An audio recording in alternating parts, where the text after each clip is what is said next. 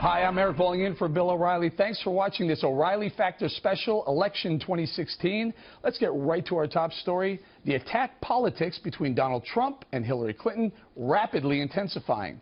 This week, the two have been unleashing a barrage of bruising attacks against each other. Hillary Clinton, and as you know, most people know, she's a world-class liar. Every day we see how reckless and careless Trump is. Hillary Clinton has perfected the politics of personal profit and even theft. She ran the State Department like her own personal hedge fund. He's written a lot of books about business.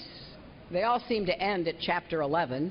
She gets rich making you poor. He made a fortune filing bankruptcies and stiffing his creditors. Hillary Clinton may be the most corrupt person ever to seek the presidency of the United States.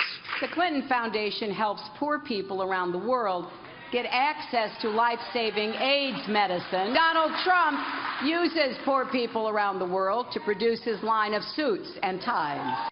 Well, nasty talk to be sure, but what impact will this strategy from both sides have with voters? Joining us now with reaction from Philadelphia, Boris Epshteyn, a Trump supporter and former McCain campaign aide, and with us in studio, Mark Hanna, a former staffer on the Kerry and Obama presidential campaigns and author of the Best Worst President book, which comes out next Tuesday. Mark, I'll start with you. Right, man, they're really going at it. Oh, yeah. Gloves are off, bare knuckle. Who's winning this?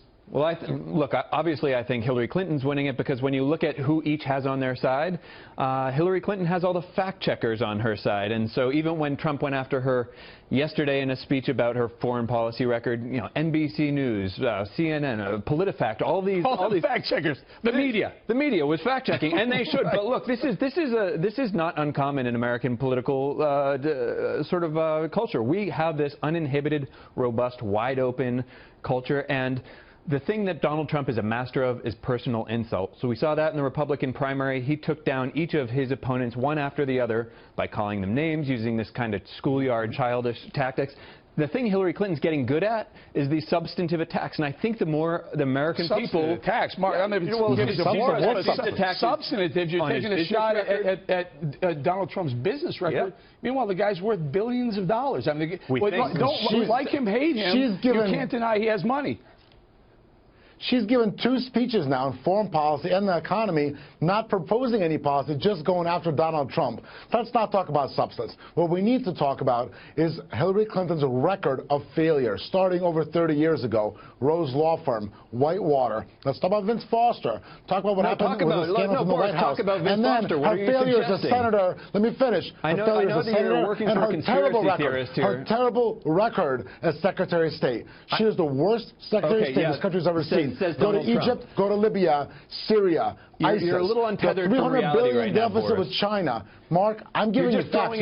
Facts. These are facts. You're just interrupting me. No. $90 billion increase. It's a war of words. I'll take it. Boris, I asked Mark first.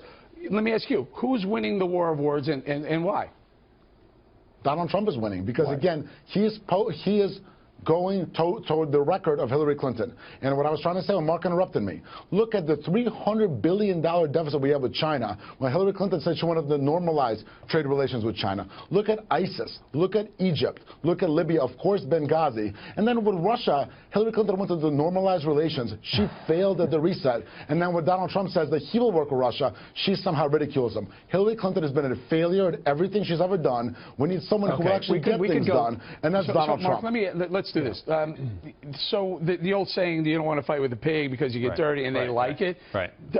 Should Hillary be doing what she's basically taking the bait that Donald Trump has given her and brought the rhetoric down to a level of a street fight? On some level, yeah. And Mark Twain put it another way. He said, never fight with an idiot or never fight with fools because they'll drag you down to their level and win with experience. That's kind of Donald Trump, for better or worse, is setting on some level the tone of this campaign. But Boris just, rattled off a laundry list of like conspiracy theories and Republican talking points. Like the trade deficit number with China? We could talk about Trump Ice. We could talk about Trump Air. We could talk about Trump Water. All these failed businesses. Trump Ice cost America 700,000 jobs? No, that's not. It cost a lot of people a lot of jobs. A lot of people in New Jersey went bankrupt. A lot of small businesses, Boris. Those are people's livelihoods that were stiffed when Donald Trump pulled money out based on a strategy of accumulating people. He says, in his own words, the Clinton Foundation enriches itself. He says, I love playing with debt. We have $20 trillion in debt. We both agree that's a problem. Who's going to take that seriously? Thank you to the Clintons. The Clinton name is practically synonymous with prosperity in this country. Prosperity for themselves. The Clinton. Do you remember the 90s? I don't know. I think we're all old enough to remember the 90s. Here's what I remember. I remember Hillary Clinton saying we were broke when we left the White House. Within a couple of short years, they were worth several $100 million. How did they become so prosperous in that period of time? They were famous. They got speaking fees. We can criticize her for that if you want. But if you're going to by groups like the Colombians who wanted to have a trade agreement with Colombia. Let's defer to somebody who's authoritative. Let's defer to reality on some level. Moody's just put out a report said if Donald Trump's let me just say Moody's put out a report if Donald Trump's economic policies were enacted, 3.5 million Americans would lose their jobs. It would leave us quote we already know what's happened to America since the Clintons have been in power. Isolated and diminished if Donald Trump becomes president. He's really this is a con man. This is a salesman. He's good at putting his name on businesses. Success Hillary Clinton had as Secretary of State? Name one real success Hillary Clinton as Secretary of State. Just one. Our entire foreign policy has been stabilized. America is seen more positively in the rest of the world. Boris, I'm answering your question. Mark. America is seen more positively among our allies than it was when George W. Bush was president. That was a lot to Barack Obama's credit. Are we better off in the Middle East? We are not. Are we worse off with China? Enemies. We're worse off with Russia. Can I beg to differ with that assessment you made right there, Mark? I think the Middle East is a disaster right now. Right, and far worse than it was prior to Hillary Clinton's State Department stay. And also, let me ask you this. What do you think Israel thinks of what's going on right now? What do you think Israel thinks about President Obama? And Hillary Clinton is running on, the coattails of President Obama. You think Israel is cool with Obama, Clinton? I care what Israel thinks. What about the Iran deal? That was to me, Boris.